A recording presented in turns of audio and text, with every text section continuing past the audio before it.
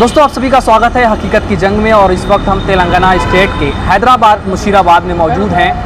आज हम बात करेंगे, दिसंबर में यहाँ पे इलेक्शन होने हैं। इस बीच हम कुछ चर्चाएं करेंगे, यहाँ के कुछ नेता हैं उनसे बात करेंगे क्या कुछ यहाँ का माहौल है और जो दिसंबर में इलेक्शन होने हैं क्या मूड है लोगों का। हमारे साथ बात करने के लिए कुछ लोग हैं, इनसे बात करेंगे। अपना इंट्रोडक्शन दे दें क्या पहले। Mohammed Wajid Hussain, senior Congress leaders, former floor leader GHMC।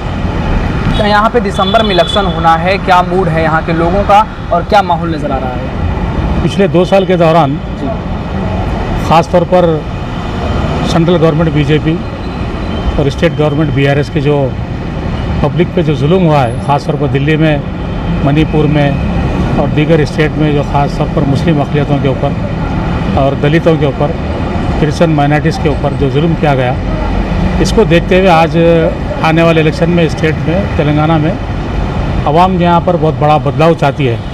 इसकी असल वजह यह है कि यहाँ के रियासती वज़ीर आला KCR साहब ने बहुत सारे बड़े बड़े वादे किए, लेकिन बिलखुसूस दलितों के लिए, पिछड़े हुए तबक़ात के लिए जो 3 एकड़ ज़मीन देने की इन्होंने बात कही थी, वो आज तक किसी भी एक मेंबर को 3 एकड़ ज़मीन नहीं दी।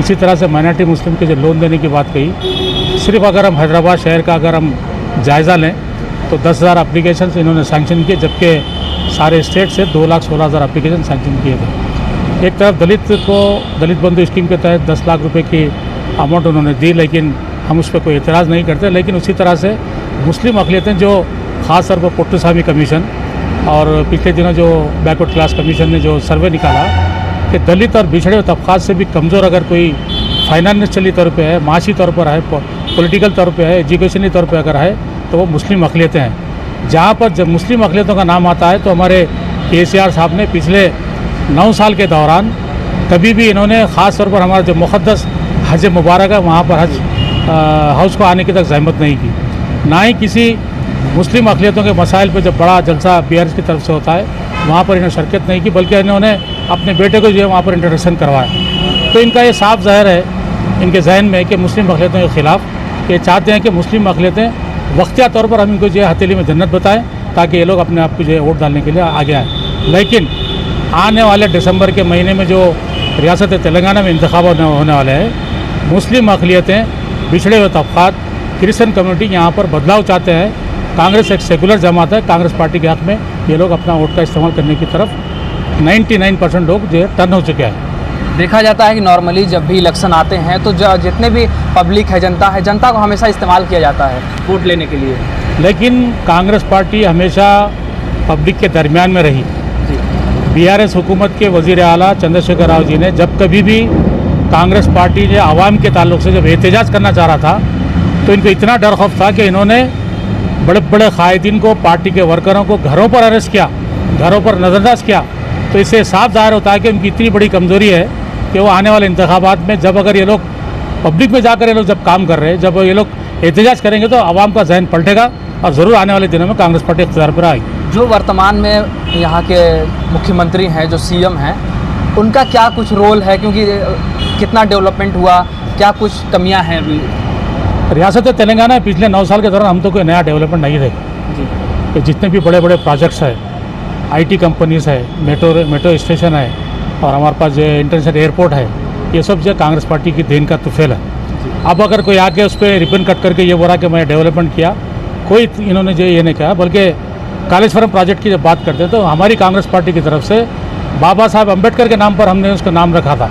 इन्होंने इक़्तिदार पे आने के बाद दलितों को दबाने के लिए, BR अम्बेडकर के नाम को दबाने के लिए, जिन्होंने हिंदुस्तान के दस्तूर को बनाया, जिन्होंने हिंदुस्तान में हर मज़हब के जानने वाले के लिए और हर तबके को जानने के लिए, हर तबके को जो एजुकेशन में फाइनेंशियली आगे बढ़ाने की बात कही थी, लेकिन उनको देखते हुए इन्होंने दलितों को दबाने के लिए उसको BR अम्बेडकर प्रोजेक्ट को छोड़कर इन्होंने कालेश्वरम प्रोजेक्ट का नाम दिया, जिससे रियासत की आवाम समझ चुकी है। इन्होंने अपने खुद इक़्तिदार में दलितों के जितने मिनिस्टर्स थे उन्होंने फौरी तौर पर निकाल फेंका, जिसका जवाब आने वाले दिसंबर में वोट के ज़रिए यहाँ की आवाम देने वाली। हम बात करेंगे मुशीराबाद की। मुशीराबाद को जो कंट्रोवर्सी है, यहाँ पर क्या माहौल है, यहाँ पर क्या बदलाव होगा?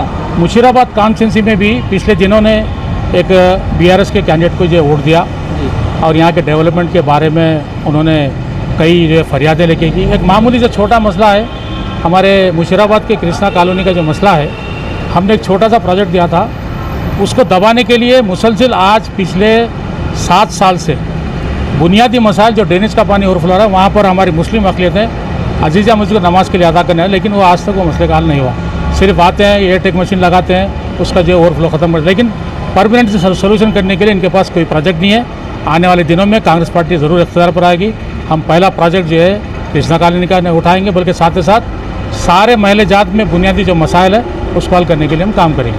क्या यहाँ पे कांग्रेस पार्टी का कोई कैंडिडेट उतर गया या फिर अभी नहीं, अभी तो हाईकमांड की तरफ से कोई सरकारी तौर पर ऐलान नहीं हुआ, लेकिन जनता ये जानती है कि आने वाले इंतखाबात में मुशीराबाद कॉन्स्टिट्यूंसी से अंजन कुमार यादव साहब सूटेबल पर्सन है, सेकुलर पर्सन है, जिन्होंने पिछले 10 साल के दौरान बैसे थे रुकने पार्लियामेंट, सेकुलर जहन रखते हुए हिंदू तबके के लिए, क्रिश्चियन तबके के लिए, मुस्लिम तबके के लिए इन्होंने चर्चों को मदद की, मदरसों को मदद की, हमारे बुनाल में इन्होंने मदद की, गणेश त्यौहार में मदद की।